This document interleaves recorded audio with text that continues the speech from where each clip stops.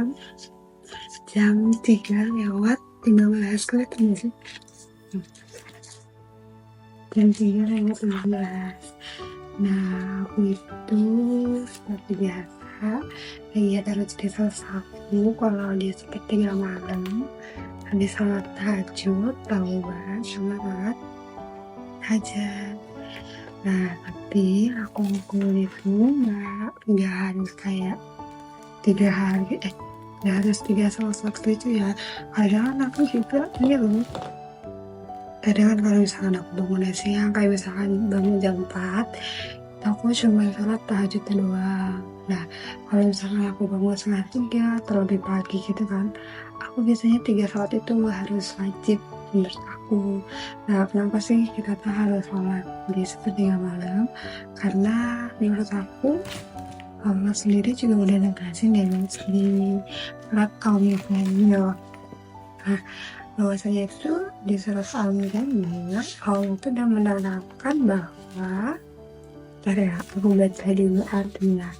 Nah, ayat Al-Muzammil itu ada di ayat 20 surat ke-29. Nah, kalau di Quran aku itu Al-Muzammil di halaman 574, tapi nggak tahu di Quran kalian berapa. Ini sesuai dengan Quran kalian ya. Nah, kalau di Al-Muzammil itu ada perintah yang menjelaskan bahwa kita harus sholat di sepertiga malam nih di di ayat pertama sampai dengan ayat berapa ya, pokoknya aku baca dulu ya. Nah, ayat pertama itu menjelaskan bahwa wahai orang yang berselimut, atau kayak misalkan kita lagi tidur, terus yang kedua, bangunlah untuk sholat pada malam hari kecuali sebagian kecil. Nah, terus Allah tuh udah nyuruh kita buat bangun untuk sholat malam, guys. Nah, yang ketiga, habis itu kayak Allah tuh kayak di ayat kedua ini ya, menurut aku Allah tuh kayak masih ragu gitu loh, karena ya namanya malam-malam kan pasti pada ngantuk ya. Nah, terus ayat ketiga gitu Allah tuh ngejelasin bahwa yaitu separuhnya atau kurang sedikit dari itu. Nah, tadinya yang Allah minta itu sebagian manusia yang ada di bumi. Nah, karena Allah tahu pada malam hari itu manusia itu pada capek banget, jadi ya Allah itu nggak pesimis sih, lebih ke arah tahulah hamba-hambanya itu sedikit gitu yang sholat. Jadi Allah mintanya ya udah, kalau nggak bisa sebagian dari manusia yang ada di muka bumi ini, kenapa nggak separuhnya aja atau sedikitnya.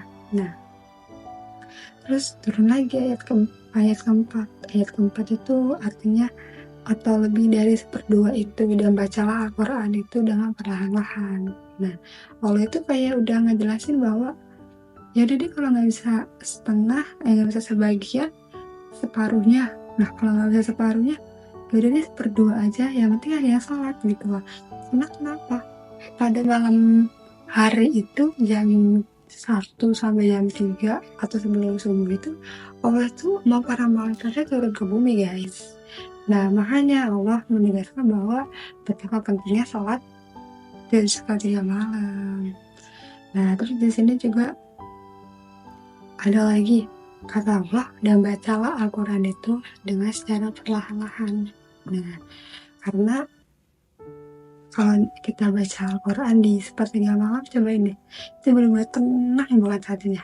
Karena kita baru bangun tidur, terus kalian kayak langsung connection gitu loh sama Tuhan. Jadi buat aku, combo hidup paling tenang itu adalah ketika sepertiga malam.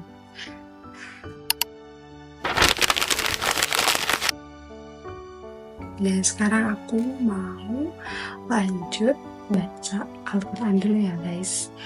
Ya, aku mau baca Al-Quran 10 menit karena aku nanti mau journaling juga tentang surat yang aku penasaran banget, yaitu surat ayat 1000 dinar.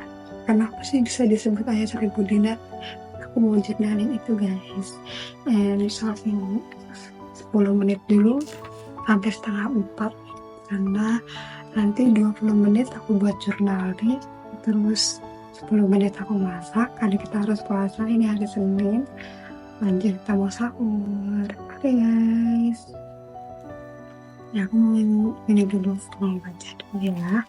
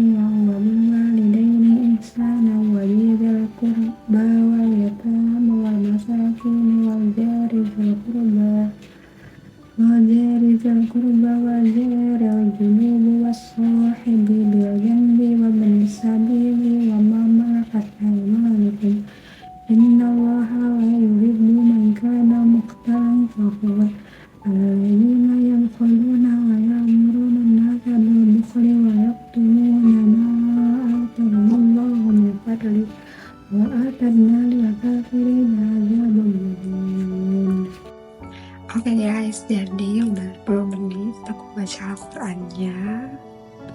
Nah sekarang aku tuh lagi penasaran banget sama ayat suci Al-Quran yang pada umumnya itu disebut dengan ayat 1000 dinar. Pasti kalian gak asing gak sih sama ayat 1000 dinar itu apa? Soalnya di TikTok aku tuh banyak banget FYP kalau misalkan dia ngamalin ayat 1000 dinar itu bisa keluar negeri, dia bisa punya mobil impiannya, sama Briliant Latusvalina, kalian tahu kan artis. Nah katanya juga kakaknya itu ngamalin ayat 1000 dinar setelah sholat fardu. Nah jadi aku tuh penasaran kenapa ayat ini bisa disebut dengan ayat 1000 dinar, kenapa ayat ini bisa memperlancar rezeki kita. Nah, jadi aku tuh penasaran banget, makanya aku mau nyari tahu tentang tafsirnya atau journaling Qurannya gitu loh. Jadi pas kalau misalkan aku baca, oh ternyata ya bener apa kata dia gitu loh. Karena aku tuh nggak mau ngambil suatu mentahan atau suatu ilmu tanpa tahu dalilnya gitu. Nah, jadi sebenarnya yang aku baca di sini, kalau tentang artinya sendiri dari surat At-Talaq, kan ayat 1000 dinar itu sebagian dari surat At-Talaq yang ayat kedua. Nah, terus habis itu seluruhnya dari ayat ketiga. Jadi aku bacain deh dari mulai wa may yattaqillaha yaj'alhu makhrajan. Artinya itu barang siapa yang bertakwa kepada Allah, niscaya dia akan membukakan jalan keluar baginya. Terus lanjut lagi, itu yang ayat kedua, tapi akhir ayat kedua. Nah setelah itu ayat ketiganya wa yarzuqhu min haitsu la yahtasib, dan dia memberinya rezeki dari arah yang tidak disangka-sangka. Terus lanjut lagi wa may yatawakkal 'alallahi wa huwa hasbuh. Nah, artinya itu, dan barang siapa yang bertawakal kepada Allah,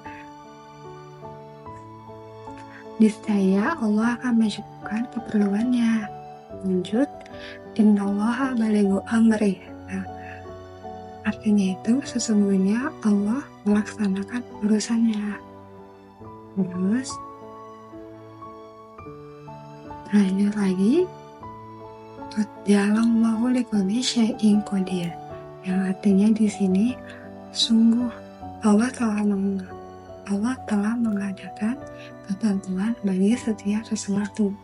Nah, itu tuh arti dari ayat 1000 dinar.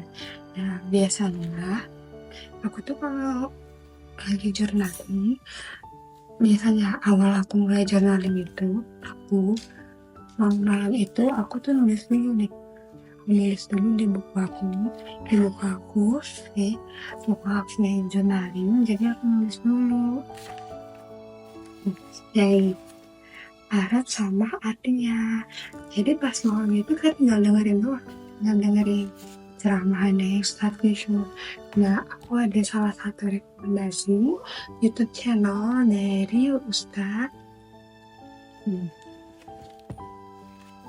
sana dari Ustadz ini, namanya Ustadz Firanda Ad-Dirja. Beliau ini ahli tafsir kayaknya ya. Nah, beliau ini, aku kalau misalkan journaling itu selalu dari YouTube beliau. Terus aku lihat TikTok orang juga kalau misalkan journaling atau mau bahas tentang tafsir, suka nonton YouTube beliau, guys. Nah, aku tuh suka banget sama penjelasan Ustadz ini karena bisa masuk di kepala aku dan penjelasannya itu benar-benar logis gitu loh. Sekarang aku mau mulai dari surat At-Talaq ayat 3. Mau tahu kenapa ayat ini disebut dengan ayat 1000 dinar gitu. Oke guys, jadi aku mau mulai dulu journaling ya, karena bentar lagi aku harus sahur puasa.